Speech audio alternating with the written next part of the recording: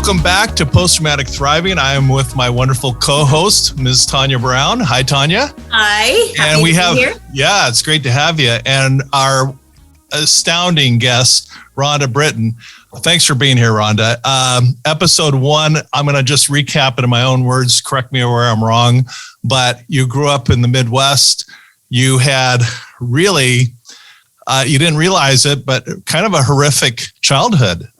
Your dad tried to kill you on one occasion, strangled you. That's just horrific. I can't wrap my head around that. Your mom wasn't really sticking up for you, but you had lots of friends. You had a boyfriend from kindergarten on. Had to get that first kiss in kindergarten. I had to manipulate him to get it, but I did get it. Wow. We got it. Whatever it takes. Pretended where I grew up, there's 365 inches of snow. So like one day I was like, we're playing, me and my little boyfriend, and I fainted like Cinderella and or Snow White. And I was like, I am Snow White. He's like, get up. I go, and I made the poor boy kiss me. And then I did it again and I made him kiss me again. Good for you. Whatever it takes. And then it turned into like Wedding Wednesday, right? In kindergarten. Okay. Well, hey, so if you missed episode 1 with Rhonda, listen to it, because it's in and of itself astounding in terms of what we're really talking about clinically is layered trauma. Right. And you already had a trauma, but Rhonda, I'm going to just go ahead and ask you, tell us about that day.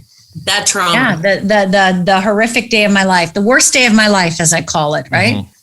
Well, my parents were in the middle of getting a divorce for the second time. And my father was no longer living with us. He was living elsewhere. And it was Father's Day. So he was coming over to take us out for Sunday brunch. And growing up, there was 3 girls, 2 parents, 5 people. We never went out to eat. Once in a while, we get a pizza, but that's really it. We never went to restaurants. So my father was taking us out to Sunday brunch, which was a very, very big deal. So my mother made me a brand new dress. It was white cotton with a white scarf with black polka dots all over it. I felt I was like Barbra Streisand. For the younger people, like Beyonce. So I felt like really pretty, and I was like going to go to brunch with my dad and my mom and my sisters. And so I was in my mom's bedroom. She was fluffing her beehive hairdo and putting on her blue eyeshadow and her rose-colored lipstick. And my mom and I didn't have a lot of alone time, but this day, on Father's Day, my 2 sisters were fighting it out in the bathroom. We had 1 bathroom. And so I snuck into my mom's room while she was getting ready, and we just talked. And it was so exciting because I very rarely got this alone time with my mom. So I heard my dad come in the house, come on, because that's what dads do. So my mother looked at me and she's like, let's go. Me and my mother get up. We start walking towards the door, greet my dad. My sister's still in the bathroom fighting it out. And me and my mother and father start walking out to the car while my dad's going, come on. And my dad mentions it starts to rain, like a drizzly rain.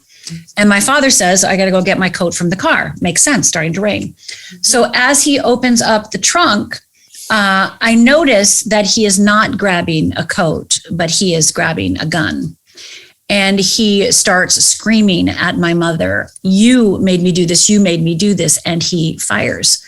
Now I start screaming, Dad, what are you doing, Dad? What are you doing? Stop, Dad, what are you doing? And he cocks the gun and he points it at me. And I absolutely 100% believed I was next. And he blinked, I blinked, he blinked, I blinked. I mean, I was literally waiting to die. Remember, he strangled me before, got a gun in my face. I'm pretty sure I'm going to be next. And my mother, with 1 bullet in her already, looked up at that moment, saw that gun in my face and screamed, no, don't. My father, realizing my mother was still alive, took that gun intended for me, that bullet intended for me, and shot my mother a second time.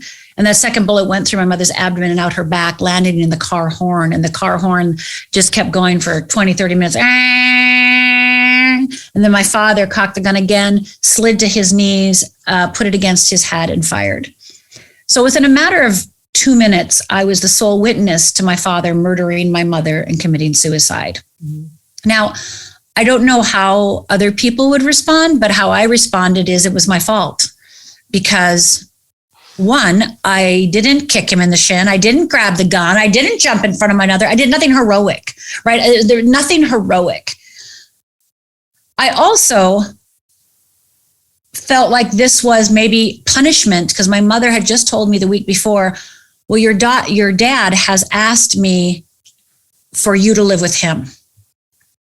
Now, if you listen to the last episode, you're like, I don't think that's a good idea. And I was like, I don't think that's a good idea, Mom. So in my 14-year-old brain, I'm like, oh my God, like, right, this happened because I didn't live with my dad, right? Like if I would have lived with my dad, right?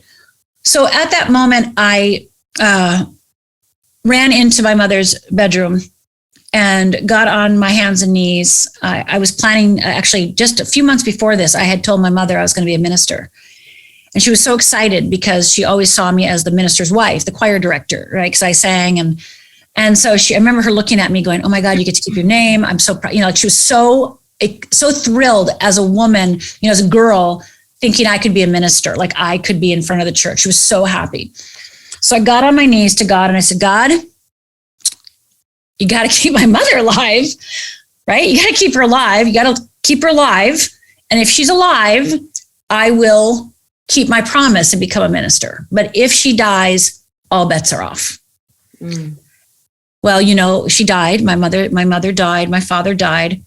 And within minutes of this happening, so I'm in the bedroom praying and the phone rings. And one of my sisters answers the phone, and it's my grandmother asking if my father had shot my mother. She heard the bullet because she only lived a few blocks away. And because all I heard was yes, yes. And then the phone hung up.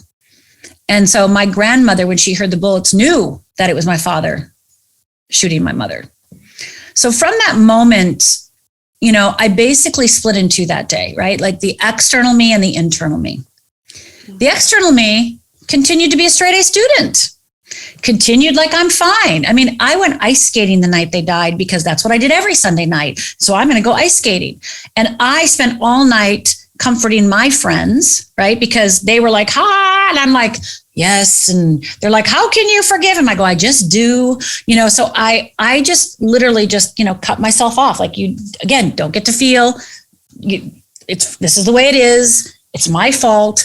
So the external me was straight A student. I kept going. Everything's fine. I'm fine. Everything's fine. I'm fine.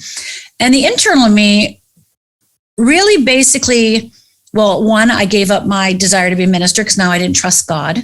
No, God, you got to go on the other side of that line because you give too big tests. And if this is the kind of tests you give, sorry, not interested. So I put a line between me and God.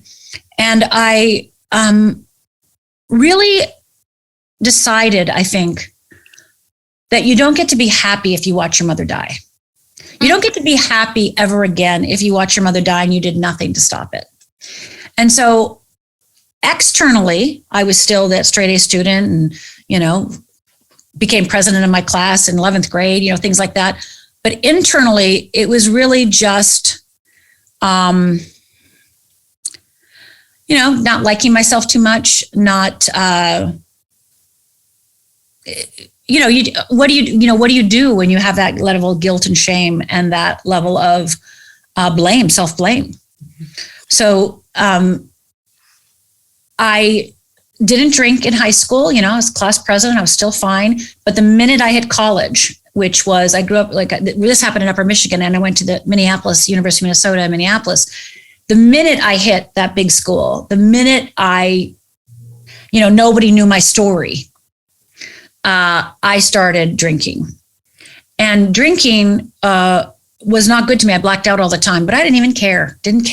I always say what makes me an alcoholic is when you black out, most people are like, oh, I should not do it again. And I was like, oh, I black out. I guess that's part of drinking. So I started drinking and basically dating and drinking, boys and alcohol. And eventually tried to kill myself 3 times, got 3 DUIs.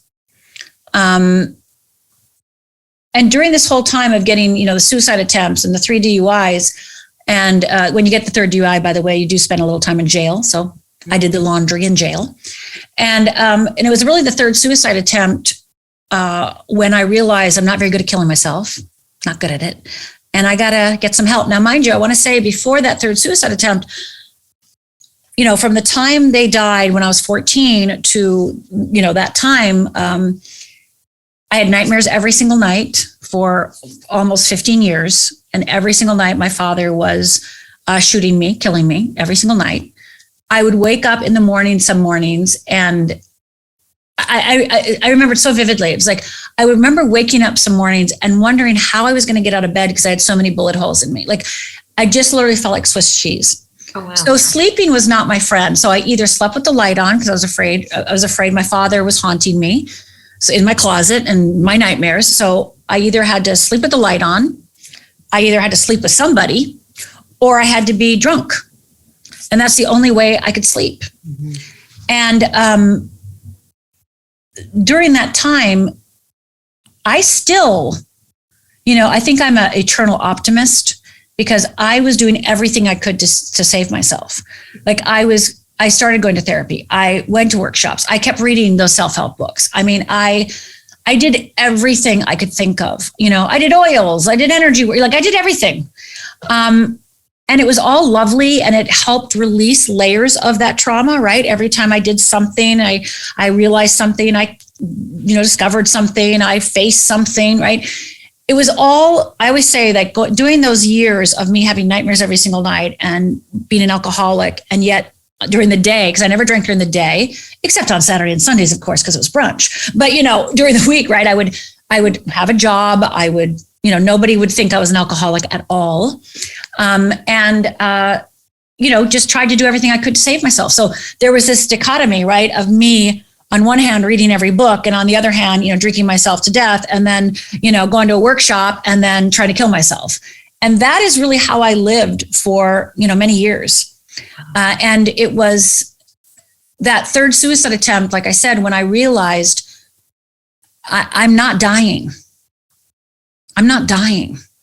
And everything I'm trying is nice. It's helpful. It's fun. It's enjoyable. It's like I'm learning. But it didn't take away the fundamental feeling that there was something wrong with me.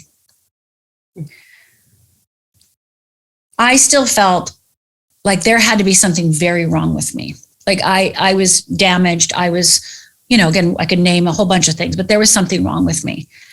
And I remember at that third suicide attempt, when by the way, they put me in a psychiatric ward to evaluate me because 3 times they check you out.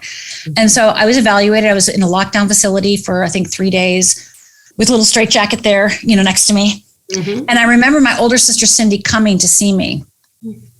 And because you have to remember, my 2 sisters now are going on with their lives, right? And I'm doing all these things, And I remember my sister coming to visit me in the psychiatric ward. And I don't know if you've ever seen somebody the minute they lose hope. Because my sisters were, I'm not saying their life was great or anything that by any means of the shape, any means, but, they were living normal lives. And I think my sister, Cindy, kept thinking, I'm going to be fine. I'm going to be fine. I'm going to be fine. And when she came to the psychiatric ward, I remember her looking at me and realizing, like, in that moment, that she had no hope for me. Mm-hmm. And that's lonely. It was very lonely. It was penetrating to your soul, my soul. Yeah. And so I went home to my little studio apartment. I was living by myself. And I remember getting home and just like literally sliding down the wall and saying to myself, I have to start over. I have to start over, I have to completely start over. And so that was the first moment that I said to myself, I have to change my life and I'm going to have to do it. And so I said to myself, what do kindergartners do? Because I literally was like, I have to start over. What do kindergartners do?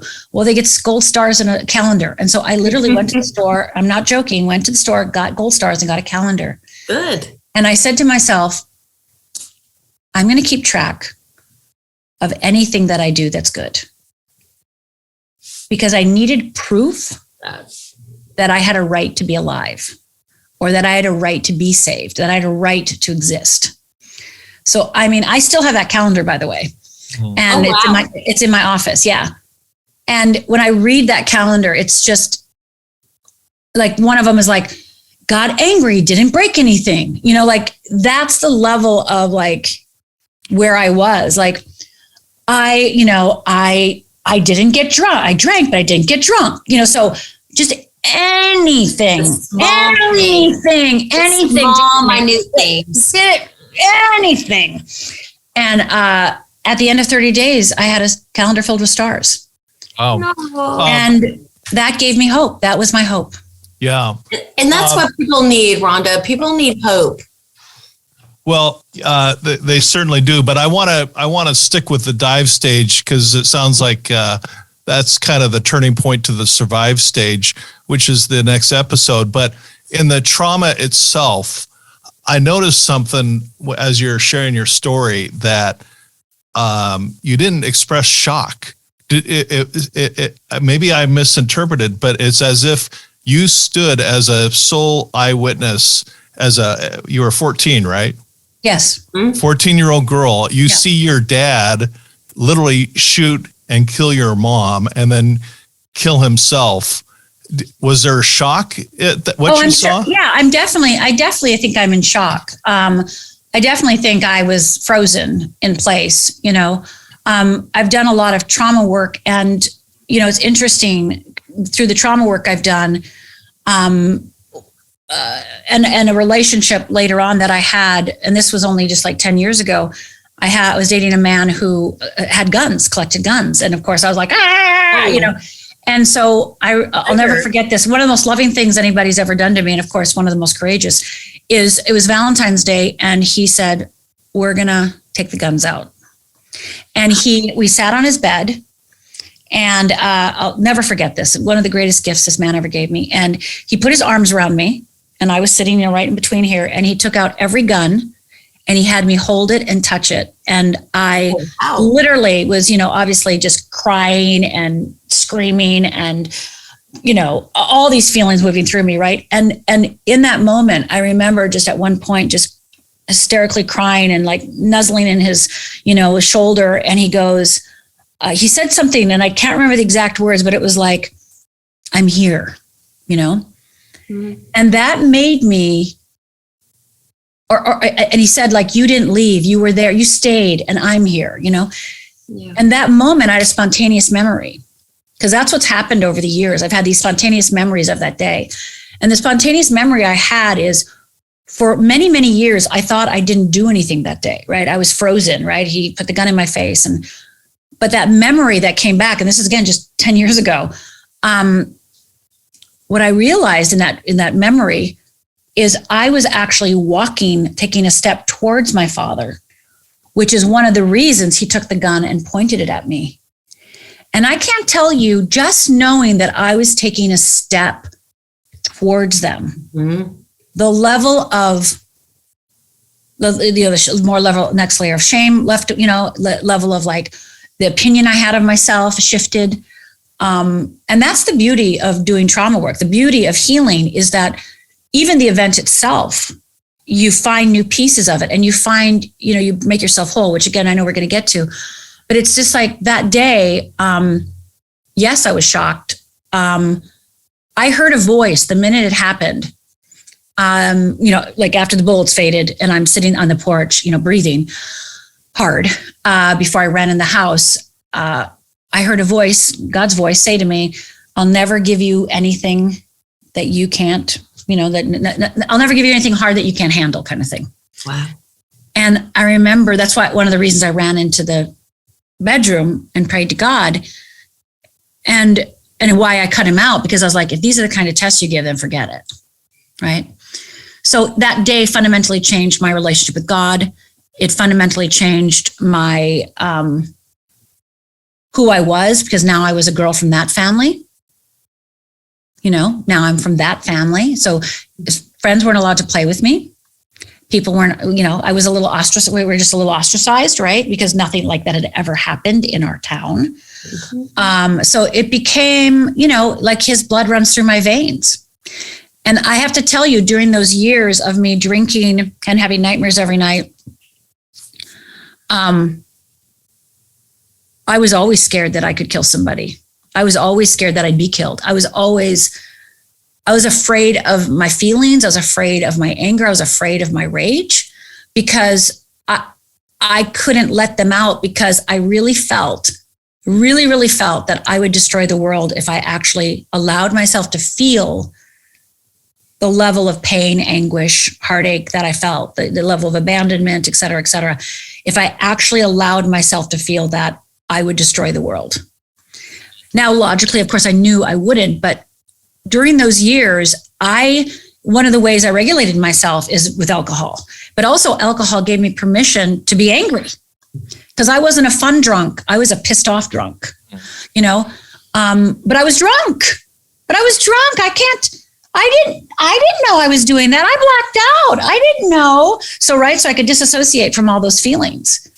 And that's how I managed. I managed my feelings by dating, keeping myself occupied, focusing on a man and trying to, always like not pay attention to my father, but get a man to love me, get a man to love me, get a man to love me, and alcohol. And these were my friends because God sure wasn't at this time. I got it. So you know the 5 stages of grief, I'm sure better than I do, but we're talking about shock. We're talking about, I couldn't help but notice you had denial where you were denying things. You must have felt inner rage. It sounds like you weren't acting out of anger towards others, or maybe you were. And no, I didn't get mad, I don't think, for a while. I don't think I got mad until I hit college. Okay. I basically just stuffed that sucker in. And it was really only when nobody knew my story. Because, now I'm still in the hometown where it happened. So everybody knows my story. Can't run from it. But now I'm in a town where nobody knows me. Mm-hmm. I thought this was the greatest thing ever. Yeah. I could recreate myself. Nobody has to know my past. And so I always lied about it. I didn't lie because I'm not a liar. But people would be like, oh, your parents. I go, oh, they're passed. And then they go, both of them? And I go, yes.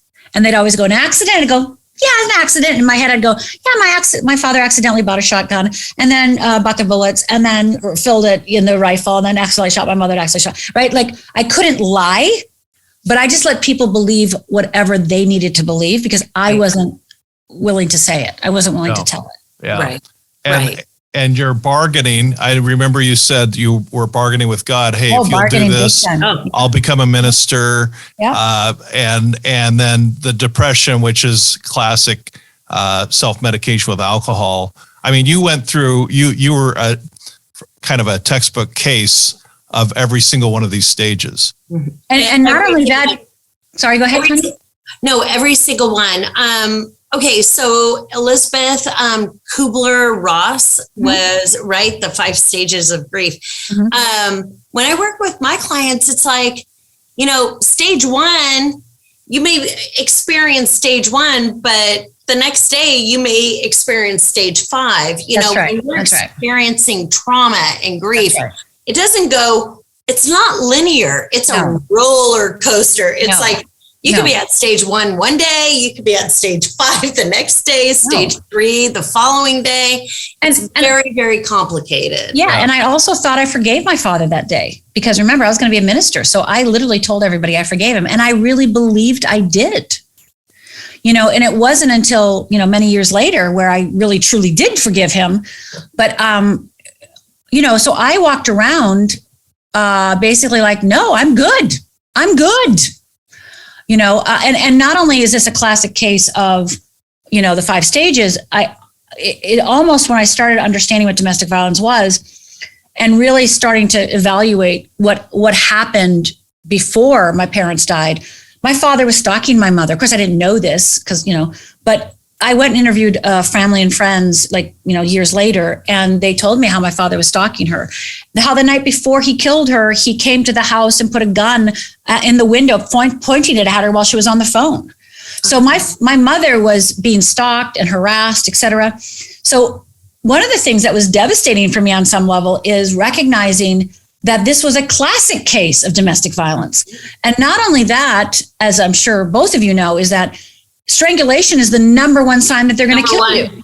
Yeah. So my father strangled me, but then at another time, my father did try to, grab my mother and took all the knives out and, strangling her. And I'm there and I'm, I get Linda to run outside to get help and police come and the police go, well, get him out of here, man. But you remember back then they didn't get involved. So my mother's like, no, he's fine. And I'm like, what are you talking about? He took every knife out of the thing. He's going to kill you. That was back in the day. But that was back in the day. We didn't talk about this. So looking back on it, when I finally started, when domestic violence actually came to the forefront, we started actually talking about it, is I really realized my parents were a classic case. Mm-hmm. And if it was known back then, the ending might have been different. Yeah. For sure. Wow. Well, this episode is titled The Dive Stage. I did my job diving.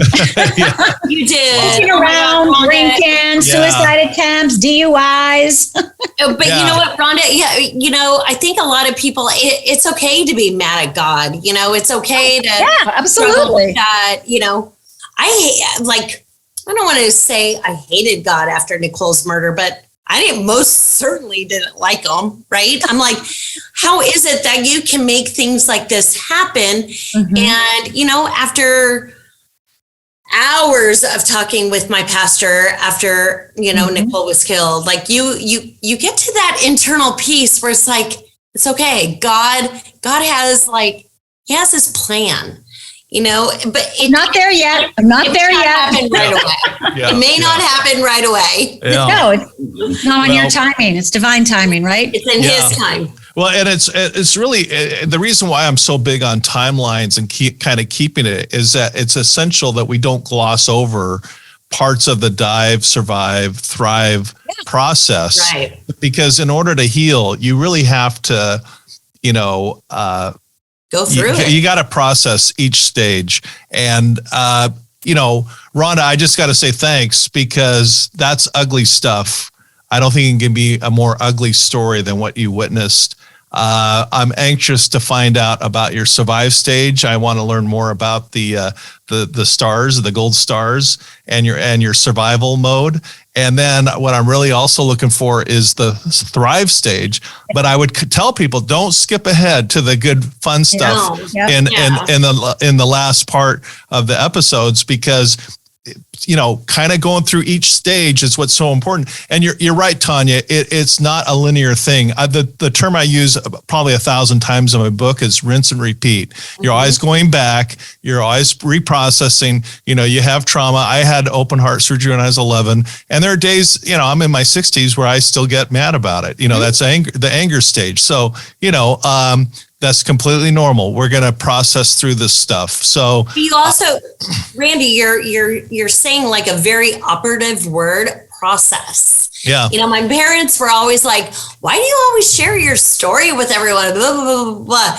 And I'm like, okay, 10 years after Nicole's murder, I was like, oh my God, I never processed the pain. I never processed the grief. I never processed all the losses, in my life. So Rhonda, that's what you're bringing to the table, where you processed, we can talk all day long, but until you really get to the root, the core of the pain, it will never go away. Yeah. So I think really talking about processing it's huge. And that's why you are, you're here today, because you've done that. Yeah. Yeah, Tanya, you said Rhonda was amazing. I'm getting it. So very sweet. Thank you. Well, we episode 1, go back. That's the life before the trauma, which was trauma, and then layered with this episode, witnessing the murder of your own mom by your own dad. I don't know how I don't know how that gets any worse. But we're gonna process through dive, survive, and thrive. Tanya? The choice is yours. Yeah. So we'll see you next time. Thanks for supporting our podcast. Be sure to like, share, and subscribe, and follow us on your favorite social media. For books, merchandise, or to donate, visit CoreIQ.com. Post-Traumatic Thriving is produced by CoreIQ, a nonprofit with a mission to teach the life skills we all need but are not taught in school. Core IQ and the Post-Traumatic Thriving podcast are for informational purposes only and do not provide medical or mental health advice. Always consult with your licensed medical and mental health care providers.